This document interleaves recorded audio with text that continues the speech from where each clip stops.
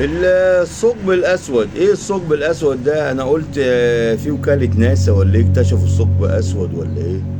اتضح ان الثقب الاسود ده حتة مكسورة كده في سور كوبري من تحت، والناس اللي هم بلا مأوى، مش هقول عليهم يعني لفظ مش حلو، يعني اللي هم بلا مأوى، اللي ملهمش اهل، الهربانين من اهاليهم، اللي الدنيا جت عليهم.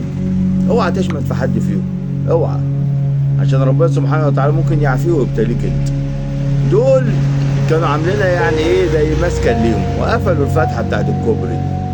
وطبعا هتلاقي كباري كتير كلها بيناموا تحتيها، وعندنا هنا في شارع فيصل في وسط الجنيه، في وسط الجنينه بيناموا، ده عاملين خيم، عاملين ملايات وبيناموا في وسط شارع فيصل. انا مش جاي اتكلم هنا النهارده بقول لك عليهم، لا، انا جاي هنا اقول فين حق الناس دي. الناس دي خلاص اتشردت، الناس دي بلا مأوى، يعني ما فيش مكان فيه. اللي هرب وساب بيته، اللي دخل في الادمان، اللي وفي ستات ومخلفين اطفال، واحد بيشوف حاجات، ونزلت فيديوهات قبل كده كتير على الموضوع ده. الموضوع ده لازم الدولة تعمل لهم حل، لازم. ايه هو؟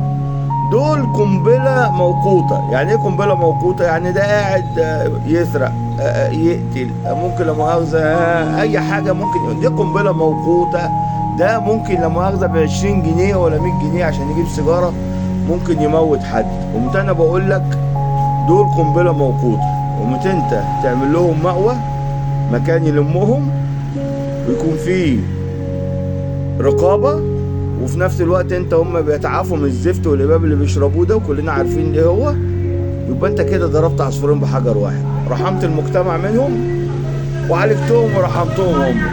ربنا يتولاهم، ويا رب يكون صوتنا يسمع مع اي حد مسؤول في الدولة، وصوتنا ده يا ريت يوصل لجهات عليا. يا جماعة يتعمل برنامج يتلم فيه الناس دي، يتعمل مزرعة، يتعمل مصنع، يتعمل لهم مأوى ويتلموا فيه، ويبقى في مكان للسيدات وللشباب، وفيهم شباب، ونعالجهم ونخليهم يزرعوا، ونخليهم يشتغلوا في مصانع. يعملوا إعادة تأهيل، يعملوا إعادة تأهيل.